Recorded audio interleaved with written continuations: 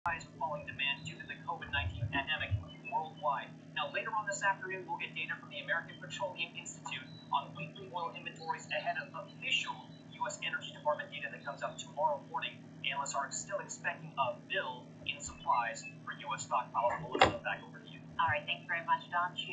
Small business optimism taking a big hit in the latest NFIB survey. That's not a surprise. But how do these business owners feel about the economy once the short-term pain is passed? Kate Rogers is looking at that for us. Kate. Hi, Melissa. Well, optimism falling for a second month in a row in April now to 90.9. This is a low that has not been seen on Main Street for 7 years. The group's chief economist warns that the full effects of this recession are not fully being felt yet by small businesses. The biggest drops this month were in real sales expectations for the next 6 months, hitting an all-time low, followed up by falling earnings trends. Job creation plans also falling to their lowest level since December of 2012. One bright spot here in the report is that the only component that saw gains this month was in those who expect the economy to improve. So while things are ugly now, the group's members do project that things will get better. Poor sales took the top spot for the single biggest problem, edging out quality of labor, which was in the top spot for more than a year. The group says that Main Street is starting to benefit now from both PPP and EIDL loans and grants making their way into the hands of small business owners. The latest Paycheck Protection Program data does show that 2.57 million loans have been made for a total value of $188 billion. The average loan size has also fallen now to about $73,000. That's much lower than it was in round one. So experts are saying that perhaps this cash is actually making its way into the hands of truly small business owners this time around, guys. Back over to you. All right, Kate. Thank you, Kate Rogers. Congress is working toward another $1 trillion relief package on top of the trillions the government and Federal Reserve have already stepped in terms of support. But is all of it, in terms of this relief, enough to save these small businesses, or will it be big business that ends up coming out on top of this crisis? With us now is Neil Ferguson. He's Senior Fellow at Stanford University's Hoover Institution and Managing Director of Greenmantle. Neil, it's great to have you. And I know you've been tracking the COVID pandemic really closely, but what do you make of the overall distribution of relief funds in terms of who it's helped, who it's hurt, and how it should be changed?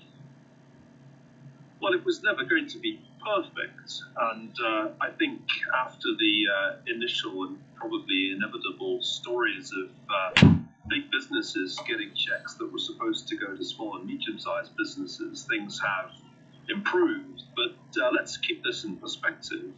We're experiencing as big an economic shock as that of the Great Depression, but at roughly 10 times the speed.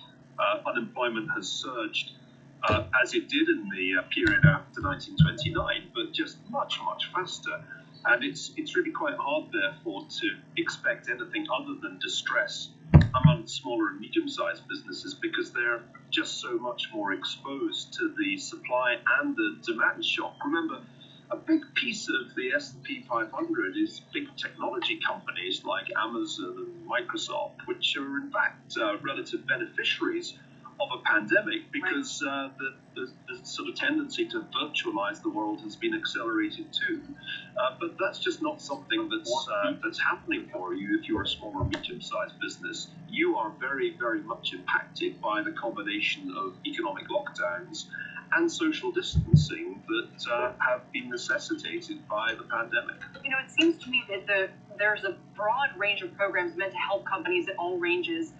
Obviously, on the biggest side of it, the Fed's directly buying corporate bonds. On the smallest side of it, they have the Small Biz Program, which currently has outstanding funds that can be distributed. So that demand has started to dry up, but that program is still there. In the middle, Neil, is supposed to be the Federal Reserve's Main Street Lending Program, which, as many people have pointed out, they've been kind of slow to get up and running. The terms are somewhat punitive in terms of the banks basically just kind of treating these as regular loans, so they might give them to their best customers instead of to all the ones who might need the help. So, you know, is that the problem, that there's this donut, this big hole in the middle where all these people with up to $6 trillion of Fed support are supposed to potentially be getting that Main Street help, and as of right now, they're not getting it? Well, I don't think anybody could fault the Federal Reserve or indeed Congress and the U.S. Treasury for trying to get as much money out the door to as many people as possible. But anything that ultimately delegates the distribution of resources to private sector banks, as has happened, is bound to end up with glitches, because let's face it, as anybody who's been through this process knows, and myself as a small business owner, you have a combination of government bureaucracy and then bank bureaucracy, and banks themselves have suddenly found their role transformed into conduits for government funding. My own personal view of this is that the real question is not so much is enough money going out the door, because unprecedented amounts are going out the door. This is as if we were fighting World War II over again in terms of its impact on the Fed balance sheet and its impact on the federal government's deficit. But that's really not the crucial factor. What's driving the economy is a public health emergency that we have not yet got under control. Actually, there are only 4 states of the United States that have the pandemic under control. I happen to be in one of them, Montana. The others are Alaska, Hawaii, and Vermont. And nowhere else can it really be said to have been brought under control. I think we spend too much time on shows like this talking about it as if it's a financial crisis and expecting it to be solved by a central bank. You cannot solve a pandemic with monetary policy or, for that matter, fiscal policy. And as long as there is an ongoing public health problem in the majority of states of the Union, then there is going to be a profound economic crisis. And let me add one more point. Even when the lockdowns are ended, don't expect consumers to go rushing out the door to sit down in restaurants or crowd into shopping malls. We at Greenmantle have just done a report on the situation in Georgia, which has ended the lockdown ahead of every other state. The response in terms of consumer behavior suggests that even when lockdowns end, social distancing continues and risk aversion by ordinary bounce back in the magical V-shaped recovery that you hear about from Wall Street research. So, Neil, to your point, though, and I know what you're saying, we talk about this like the Fed can solve it and they can't, but you're kind of just proving our point, which is the economy is going to be hit for some time. A vaccine might be a year or 2 or more away. So this is all just meant to be a temporary help. It's just that it's kind of talked about in the same language as the 2008 financial crisis, which is not helpful, bailouts and all the rest of it. I mean, this is just simply meant to be temporary loans or grants, to get us from here until the vaccine. I think the use of terms like stimulus has been really unhelpful because it's made people think we're back in 2009. These are relief measures. You're sending out emergency relief to companies as well as to workers and hoping that the public health emergency will be over soon enough so that you can then bring those companies back to life and the workers back into their jobs. But with every passing week, the probability of that rapid return to normal diminishes. And small companies, particularly if they're in service sectors that depend heavily on crowds, on people being gregarious, just give up the ghost. So I think we need to stop using the language of 2009, stop talking about stimulus, and recognize that all we're really doing through central bank policy and through government policy is sending out relief in a public health emergency that is not over, and history tells us isn't likely to be over anytime soon. You mentioned the vaccine, which is by no means a certainty and certainly isn't going to be generally available until sometime next year at the very earliest, if everything goes right and somebody has a big breakthrough. But remember too that pandemics are not one curve that you just flatten and then you get on with your life. Every major pandemic in history has had multiple waves, and it's highly likely that there will be increased infections once people start trying to normalize. And for that reason, one can't expect these relief measures to keep the economy on life support indefinitely. There's really a finite amount of time before businesses, even when they're being handed government checks, conclude that they really have no future and cease trading. Neil, it almost sounds like you believe, and I don't want to put words in your mouth, that a lot of this relief money may be for naught. In other words, even when the economy reopens, there could be another wave, or the demand might not be there because consumers may not resume their previous activities, in which case this becomes a solvency issue and not a liquidity issue. And a solvency issue is not something that anybody in government, including the Federal Reserve or central banks, could solve. That is correct. I don't want to sound as if I'm just a prophet of doom. I've been saying since January that there was a way of dealing with this problem that didn't involve economic lockdowns. If you'd only learned from Taiwan rather than copying what the Chinese did in Hubei, you could actually have contained this pandemic without anything like this much economic disruption. We ended up making the worst possible policy combination. We were complacent when we should have acted January and February, and we panicked in mid-March and embarked on lockdowns that have inflicted an absolutely huge economic cost, almost certainly in excess of the public health benefit, I should say. So it pains me to say all this because I regard it as having been avoidable. Yeah, I think the reality is that even if you don't get a big second wave, it is going to be so difficult to return to quote-unquote normal that consumers will remain risk-averse. The savings rate will likely remain very elevated. Remember, it stayed elevated after the financial crisis. I think this will be even more true now because of risk aversion.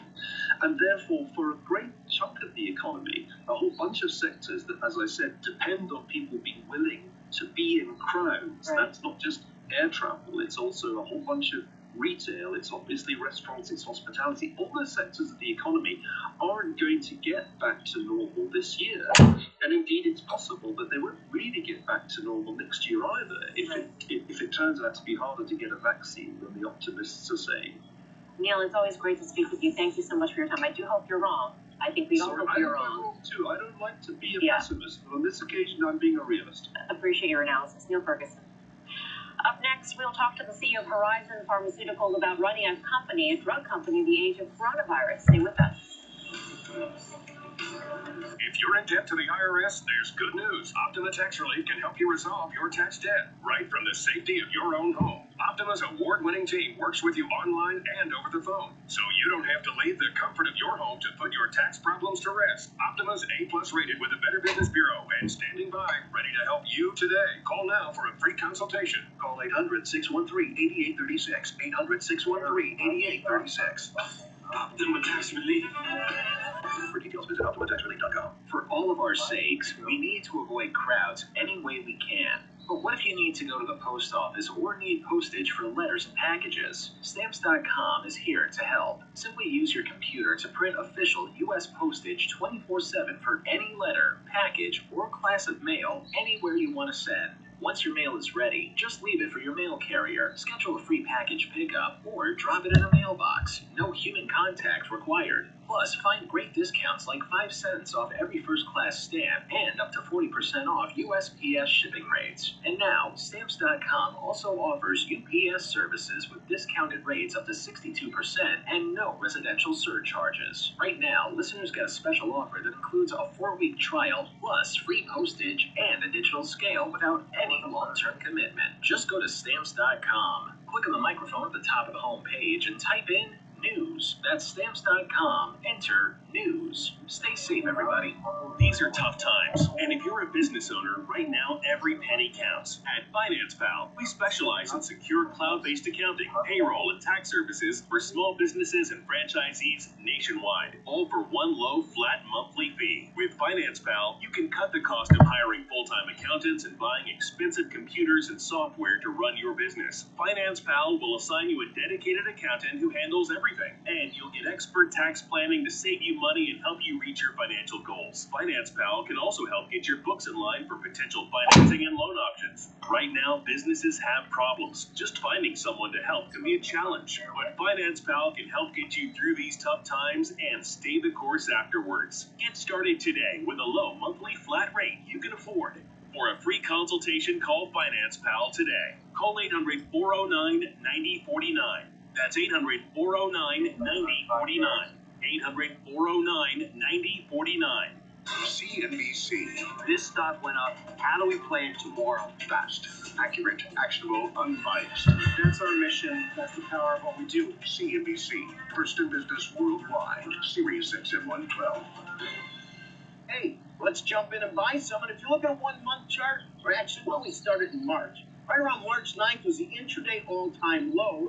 Well, on a closing basis, you'll see 54. But if you were there intraday, I remember the low was 31 basis points. We want to continue to monitor those. And, of course, today being Tuesday, everybody's so excited the Fed is supposed to jump into buying some ETFs, the high-yield type. Look at a 2-day of HYG, one of those high-yield ETFs, and you can see it gapped higher.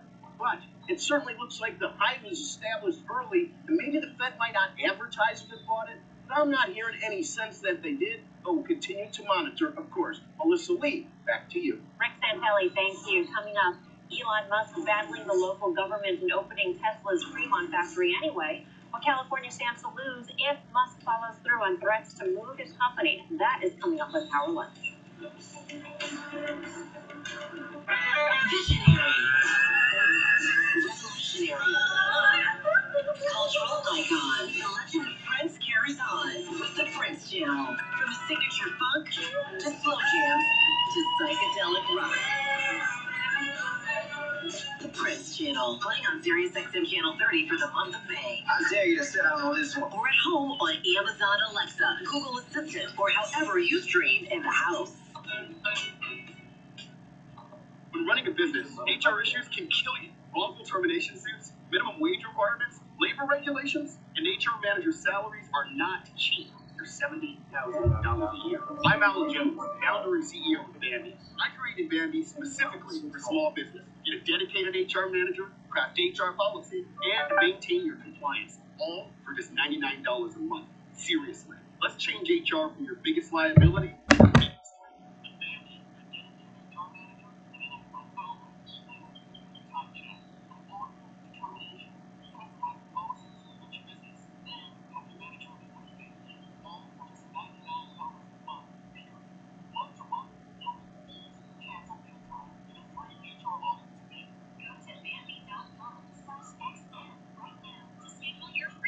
That's Bambi.com/XM.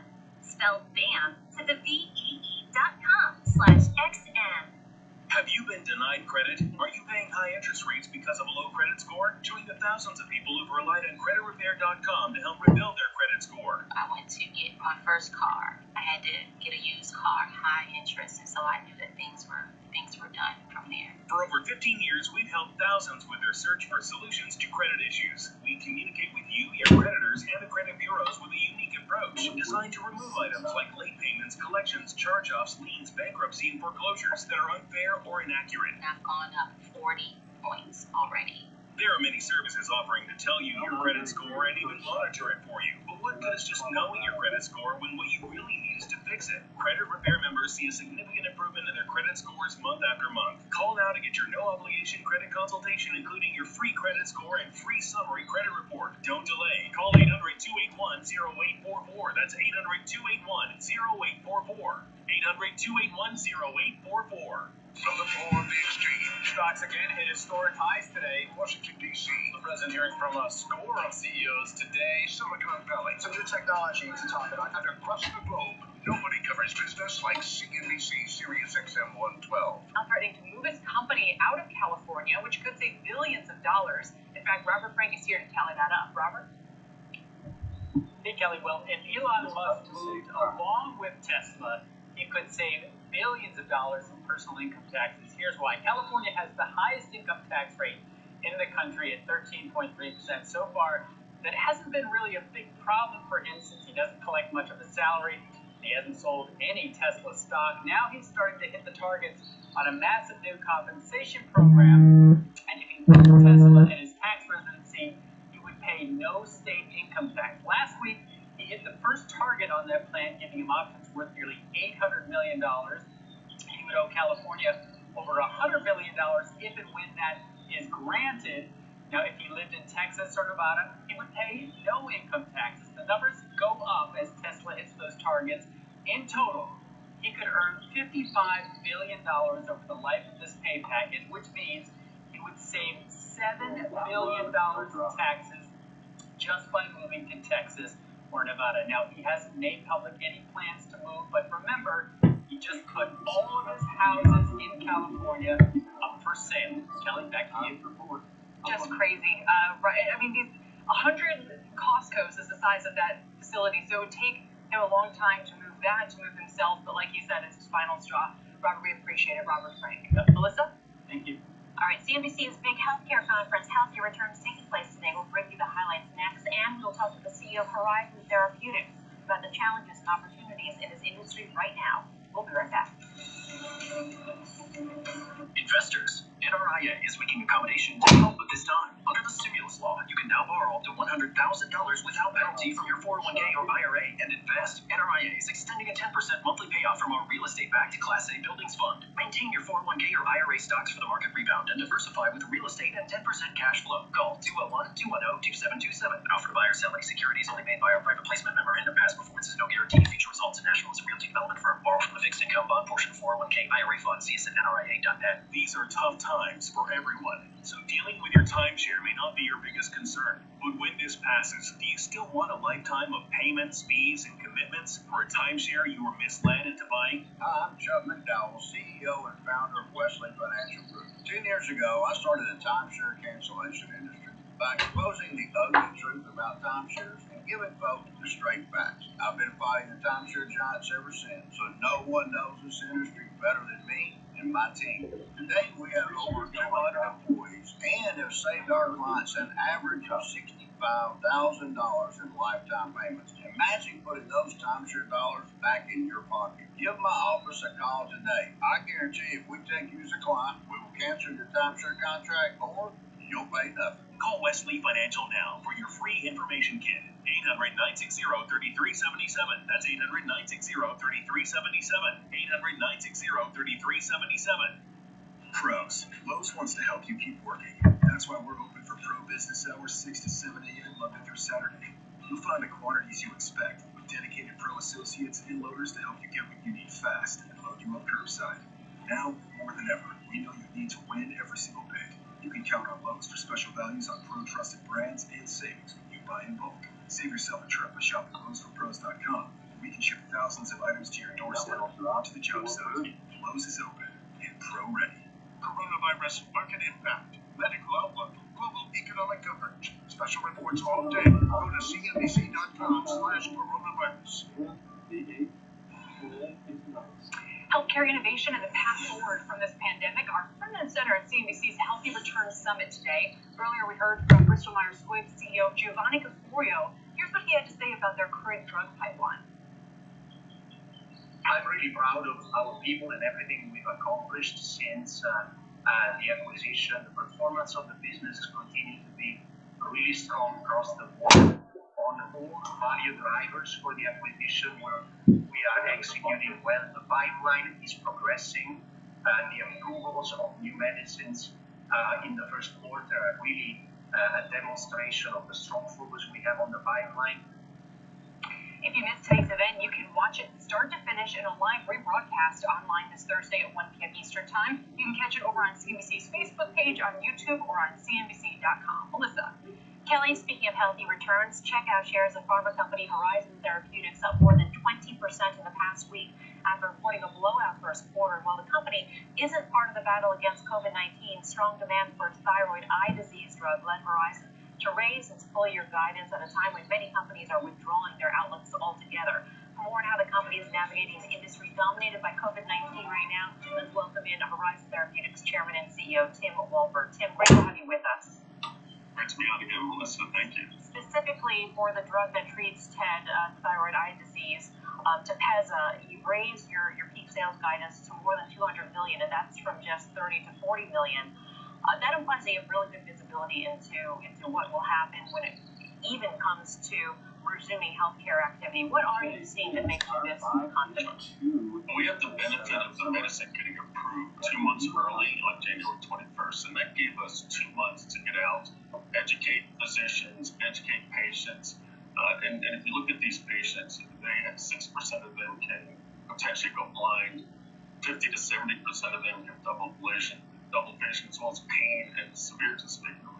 So these patients want to take action. So we built a significant number of patients with prescriptions that were waiting to get treated right before the COVID-19 situation. So as we announced in our earnings call last week, we have over 1,500 patients that are awaiting treatment. 200 of them were treated in the first quarter with just under $24 million in sales. So we've seen strong demand of patients willing to take action even in spite of the COVID-19 situation we're facing.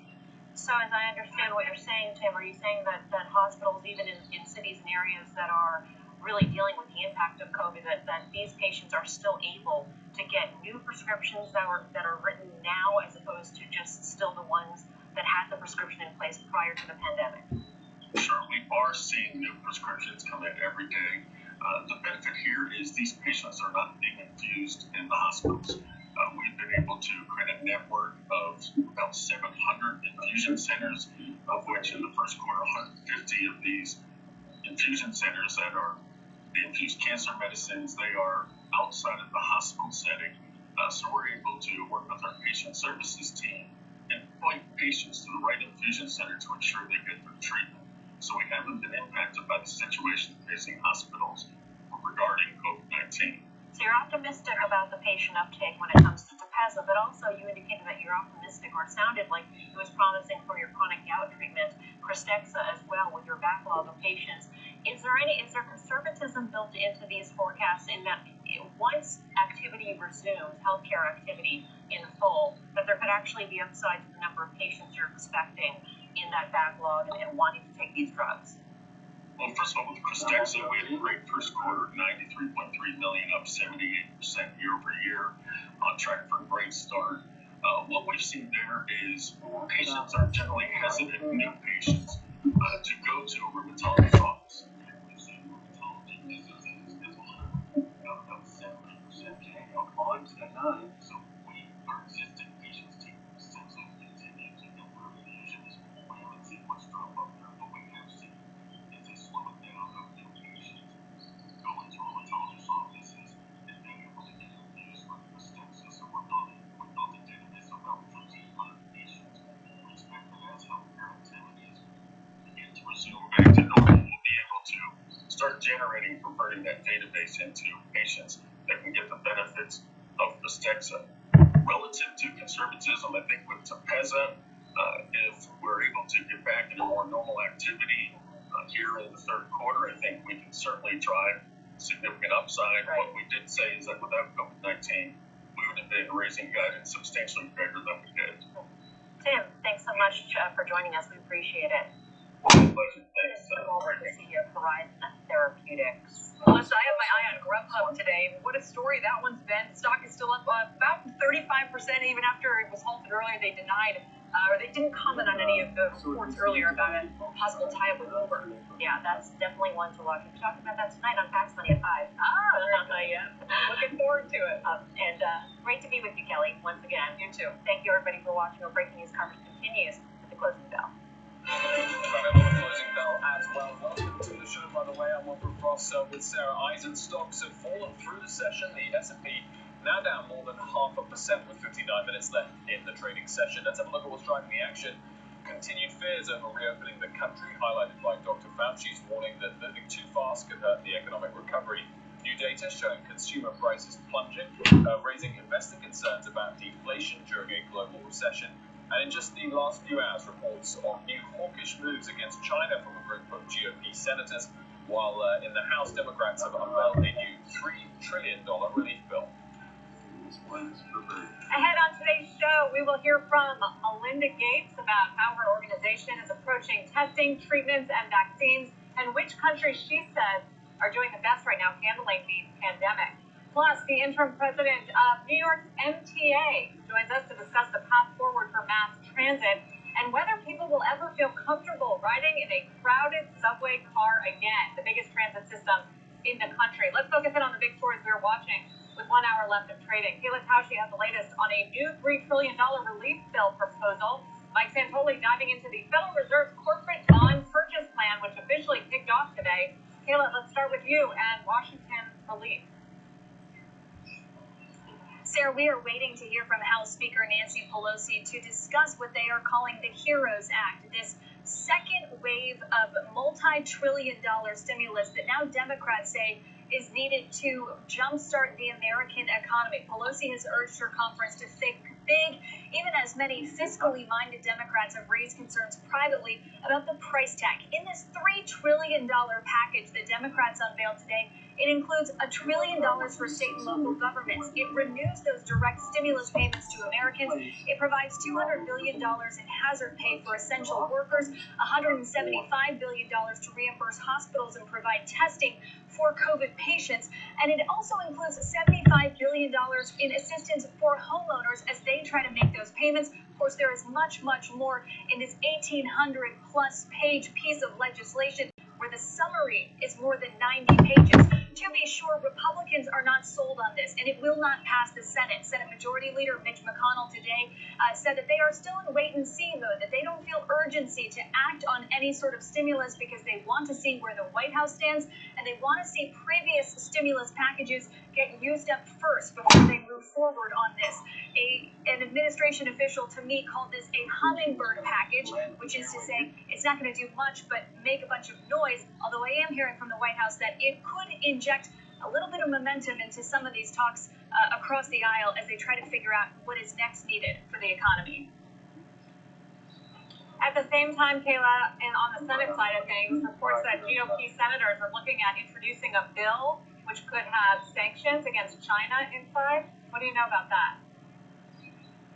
Well, Republican senators from South Carolina, North Carolina, and Mississippi, among others, are putting forward a package that would allow the president to put sanctions on China if its accounting of how the coronavirus started is not comprehensive and doesn't meet the satisfaction of the intelligence community. If after 60 days of studying that accounting, the president feels like China wasn't honest, then he can impose those sanctions. Unclear what the path to becoming law would be for that piece of legislation, but what is clear is that being hawkish on China has clear bipartisan support right now. A recent Pew Research survey found 66% of respondents in America feel that they don't trust China, they don't have a positive view of China right now. Kayla, thanks very much for that. News of that potential bill did hurt the sentiment in markets intraday. We're down about 114 points on the Dow. The low is down 160, well off the highs at the moment. Meantime, the Fed ramping up a new stimulus program of its own, officially kicking off its corporate bond buying program. Mike Santoli joins us with more on the Fed's plan and the impact on the market so far today, Mike. Yeah, well, it actually is having a bit of an effect on those corporate bond ETFs that the Fed is targeting. Those are up today after sliding since they announced it. But on the stock market, if you look at the S&P 500, it's continuing to fight the same battle around this 2,900 mark. Actually, below the surface, the market's been a good deal weaker than at the headline level. First got to 2,910 trading sessions ago intraday, and we're still kind of struggling with that area. This has obviously been a flattened out piece of this rally. The question is it an internal correction, which is the average stock digesting this move, or is it going to succumb to a little more of a pullback?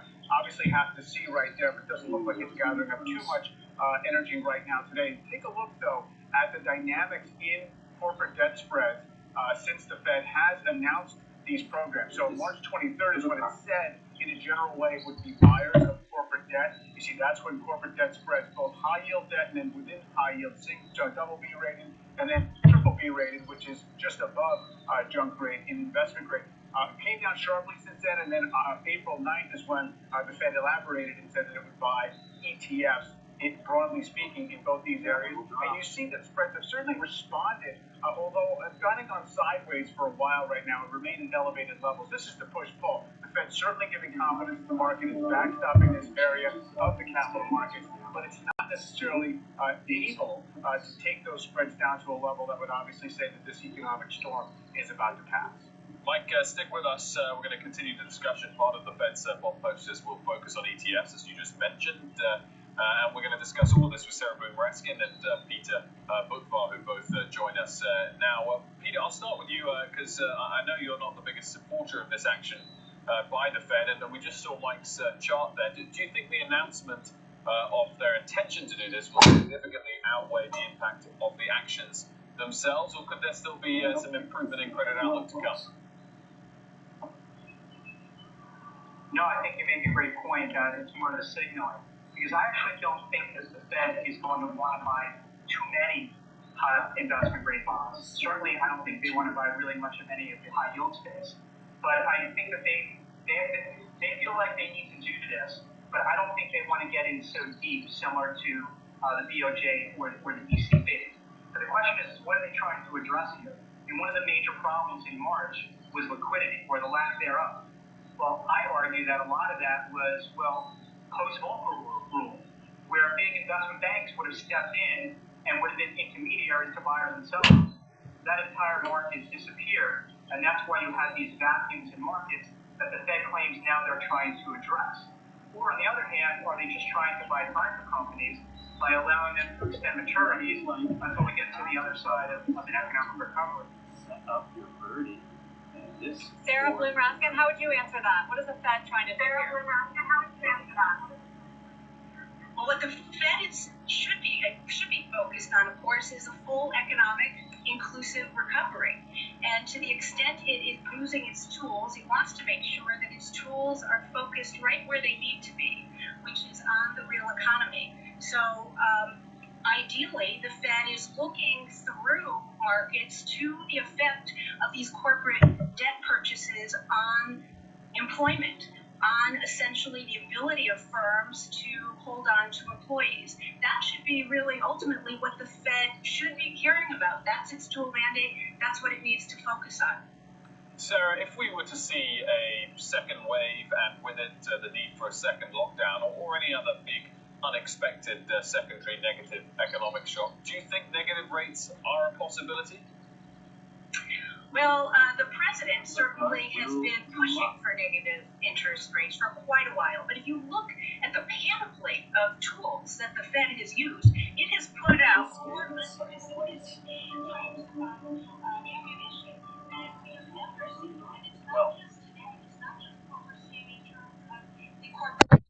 purchase facilities, but it's going to be working with state and local municipal bond issuances. It's now doing the Main Street lending program. So it has entered the arena in terms of everything possible in a much more unprecedented way than we've ever seen. So negative interest rates, that just seems like, that seems like dessert when the main course is plentiful.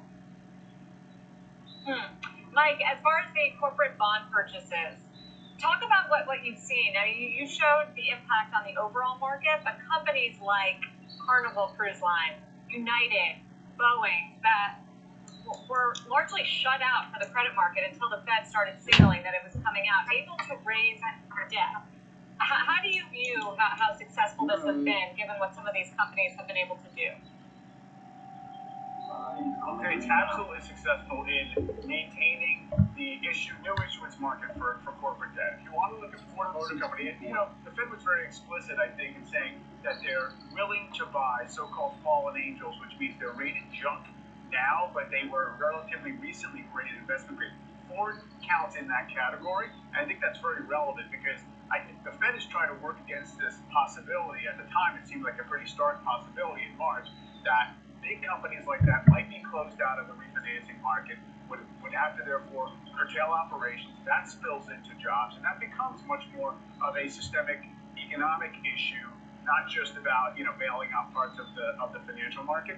So that's been rectified to a large degree. I mean, pretty much most large companies have had decent access to new debt. They're terming out their debt. They're paying down those revolving bank balances that they drew on last month. So it's sort of working as planned, but it's not open to everybody, right? I mean, United actually kind of pulled back on plans for March. So you are seeing an uptick in bankruptcy filings. So there are failures happening, but it's just not necessarily taking down the other tier of credits that I think the Fed was most focused on. Peter, do you get worried when you hear Sarah frame the possibility of negative rates from the Fed as just the dessert to follow the main course, suggesting that it's quite plausible?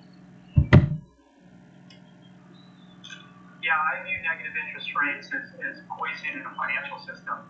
And in fact, it's restrictive policy, not accommodative, as it damages bank profitability. And banks are obviously a key transmission mechanism for policy.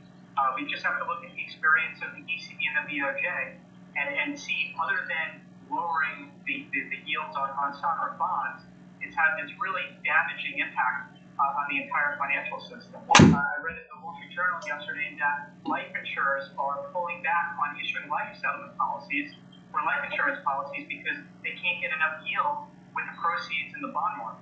So I think negative interest rates is extremely dangerous, and I want to hear a central banker emphatically say it's a bad idea, rather than say, okay, well, we don't want to do it now, maybe later. Peter and Sarah, thank you both for joining us. Peter and Still ahead, make it a combo. Shares of Grubhub soaring as Uber makes an offer to buy the food delivery company. We'll discuss what a deal could look like and what it says about Uber's strategy coming up.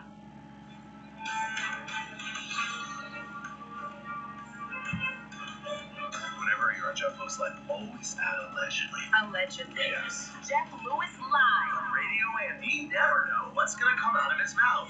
Yes. Botox filler, it's all worn out. It's all worn on. If this 14 doesn't end soon, I'm going to be 65. This might be your last show. Probably bring down the whole channel. Yeah. Allegedly.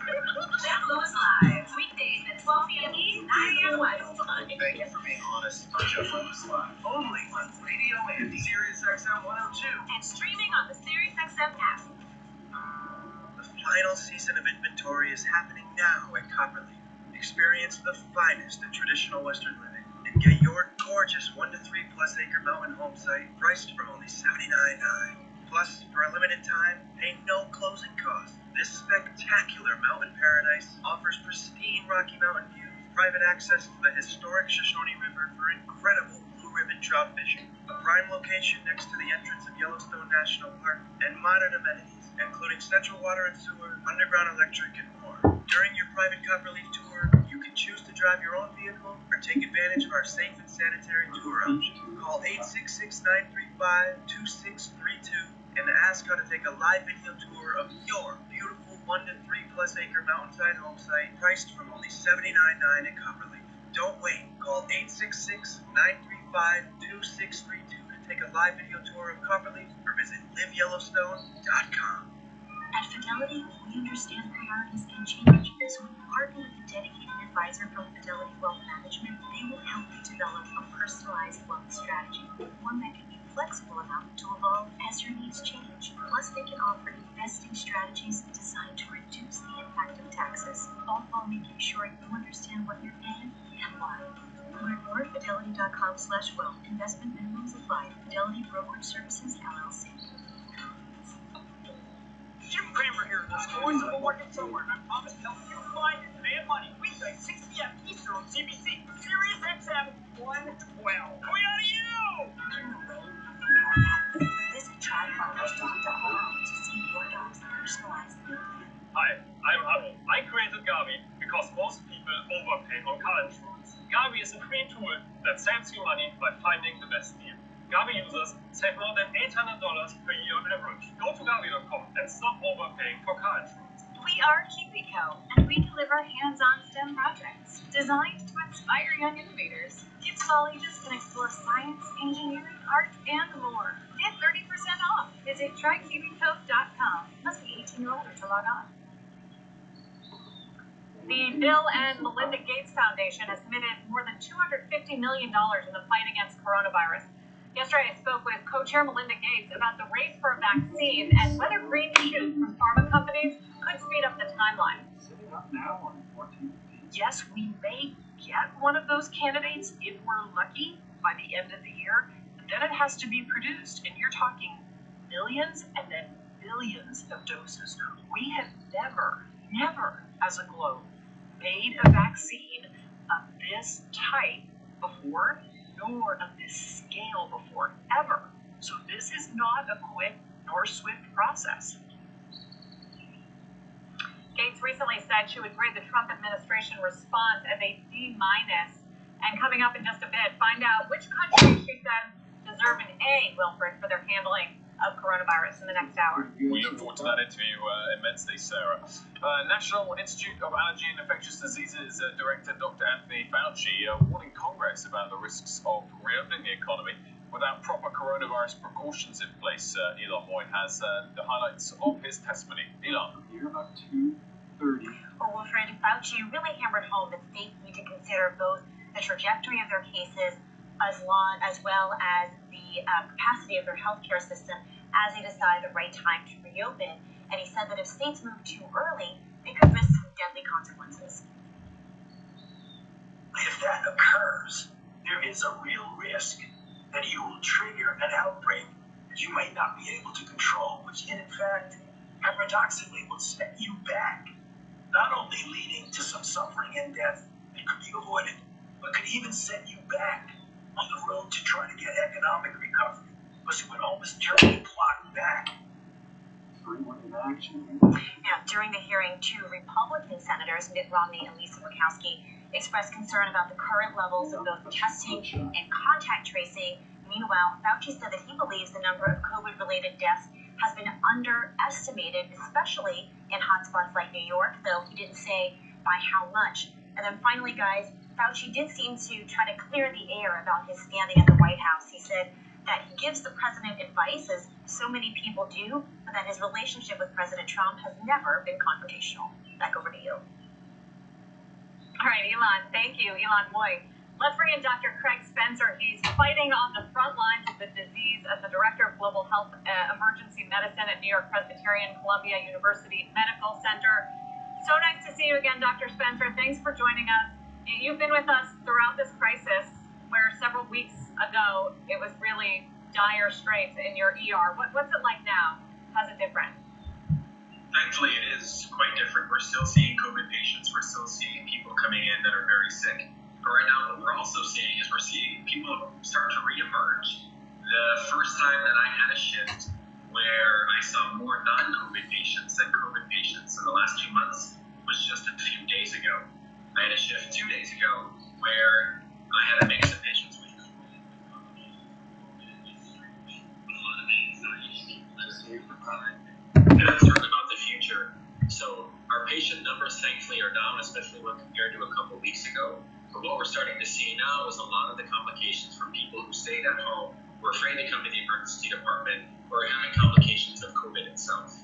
So, Dr. Spencer, what is your capacity as it stands like? And what do you say to those people that suggest lockdown in the first place was really aimed at preventing healthcare services being overrun? And if that's the case, that reducing the lockdown could perhaps be sensible if indeed healthcare capacity is improved?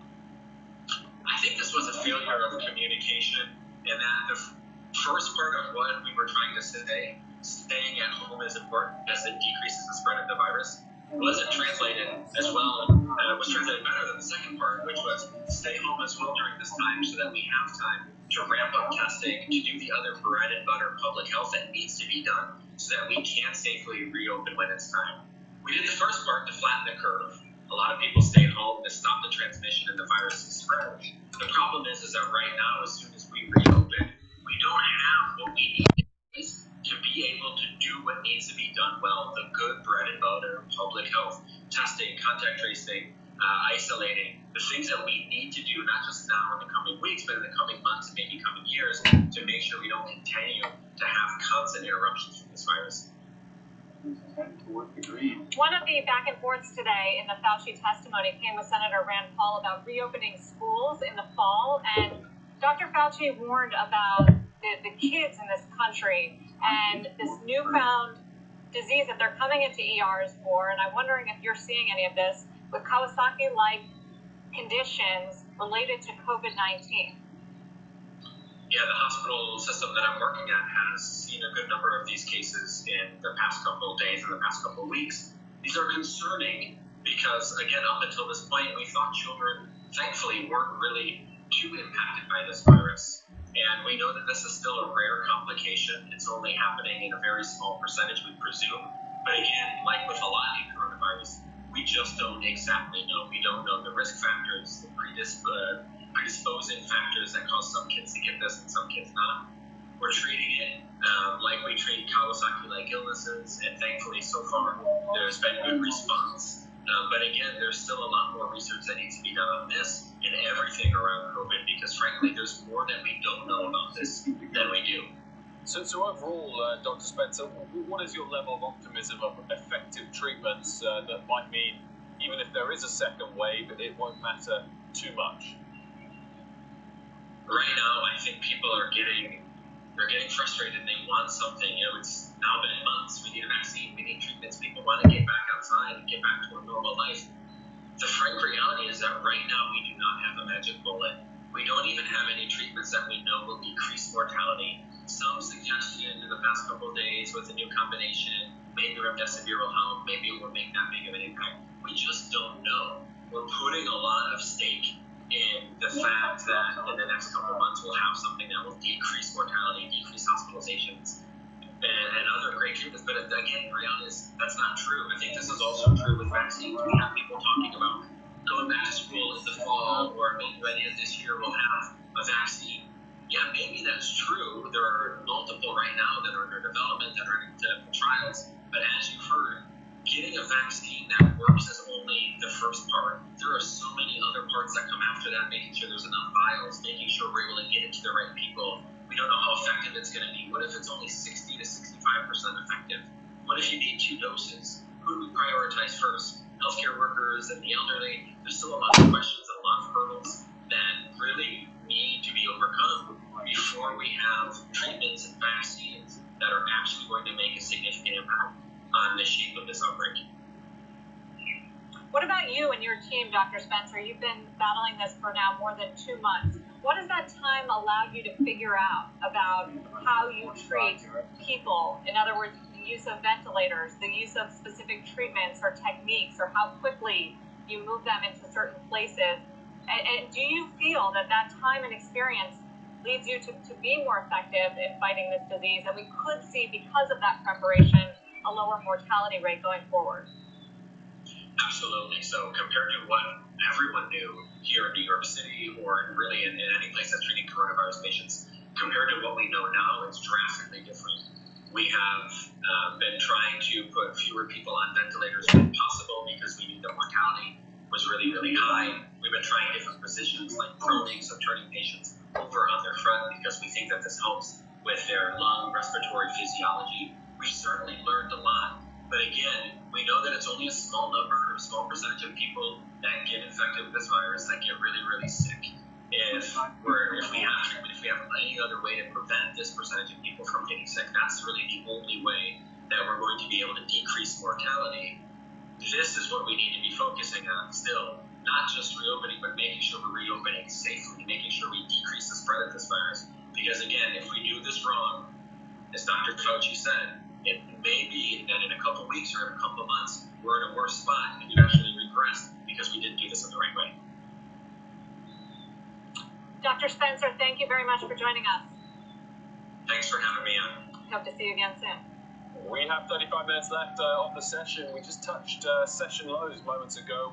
Currently, in fact, we're down 200 points on the Dow, 0.8% or 1% on the S&P 500. Up next, shares of Uber and Grubhub making big moves today amid talk of a potential tie-up. We'll discuss the or potential move and what it says about Uber's future. As we hit to break, here's a check on bonds. Yields moving lower today. The 10-year currently yielding around 0.68%. We'll be right back.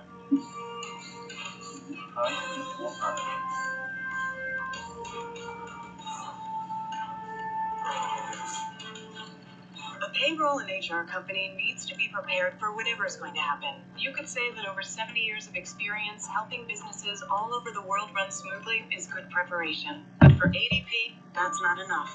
To make sure millions of people are getting paid on time and in compliance, we're staying on top of each new piece of legislation. So when it comes down to it, ADP isn't just a payroll and HR company. We're the company that helps you navigate the complexities. ADP, HR talent, time, benefits, and payroll, informed by data and designed for people. Everyone pays taxes because it's the law, but the law doesn't require you to pay extra in taxes, nor should you. If your income exceeds $500,000, tax-saving professionals can help you lower your tax obligation by up to 50%. We've reviewed thousands of tax returns from high net worth individuals, and almost all of them pay too much.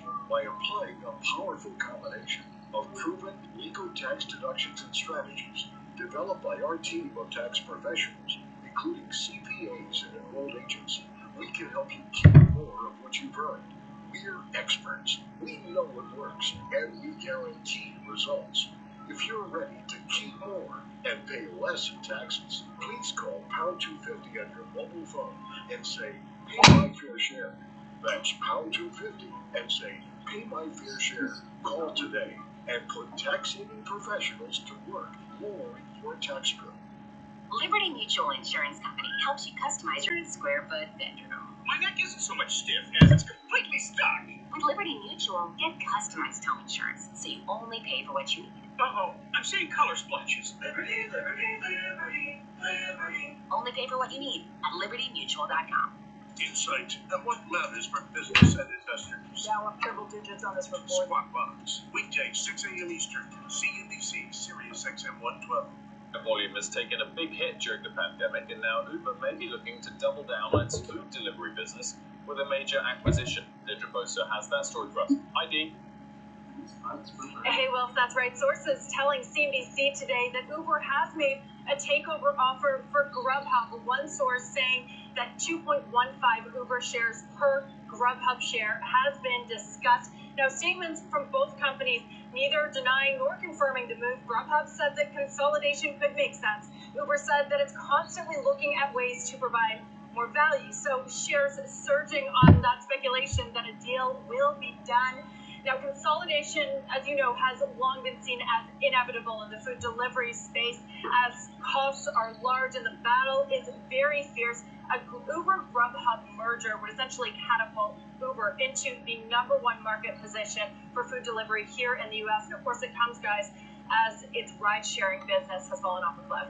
Dee, thanks so much for that. Mike Santoli with us as well. Mike, I mean, this part of the business was, for a long time, of course, one of the anchors weighing Uber down. It's pivoted now to be something that's a relative offset to ride-sharing, but remains deeply unprofitable, which you can see why they want to reduce the number of players, but do they need to buy someone in order to do that?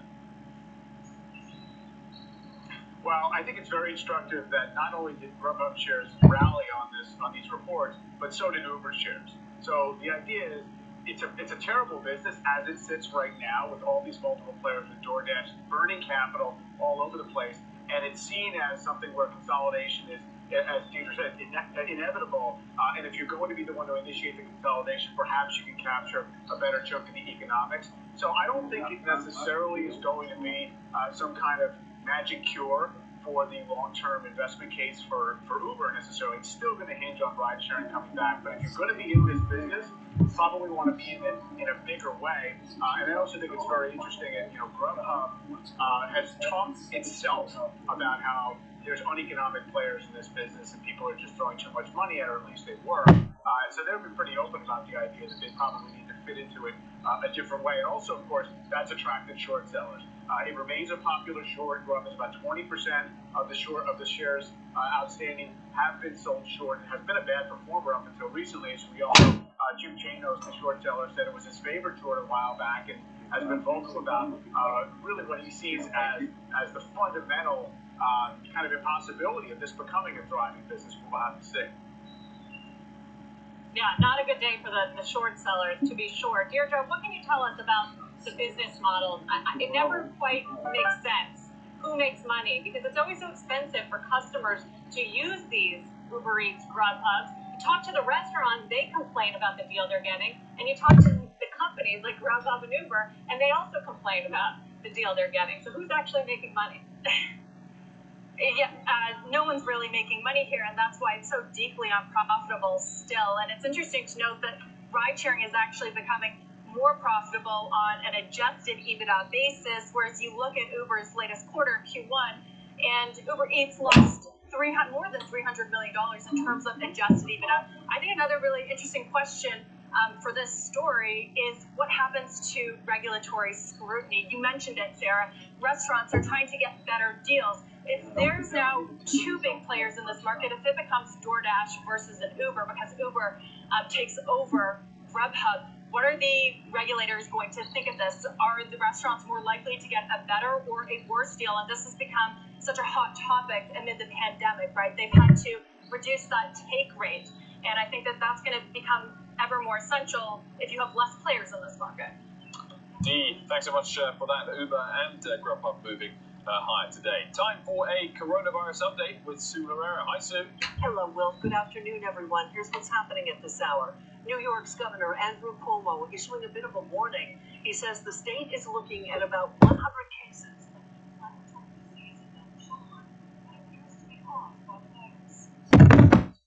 final rounds. This virus has deceived us every step of the way. We have been behind this virus from the very beginning, and it still surprises us. We thought initially that it didn't affect children. We're now dealing with an issue that's very disturbing. In North Carolina, scenes the doors are being opened at a Wilmington mall. The state now allows retail stores to operate at 50% of capacity. And out in California, a different picture. You're looking at body cam video of a Fresno officer trying to get into a restaurant to issue a fine to the owner for serving dine-in customers. One person was briefly detained. Just minutes ago, California's governor also announcing some restrictions are being eased, allowing restaurants in some areas to open. We'll have more on that for you coming up. As always, for more on our coronavirus coverage, you can head to CNBC.com. Sarah, back to you. Sue, thank you. We've got just under 30 minutes left of trade. Every sector in the S&P is lower now, led lower especially by industrials and real estate today. Still ahead, the path forward for mass transit. We'll talk to the interim president of the MTA in New York about her plans to keep workers and commuters safe and what the future of the subway system could look like. Explore the musical world of the Thin White Duke. See Stardust. And Jareth the Goblin King. Rediscover the iconic music of David Bowie and the artists he influenced.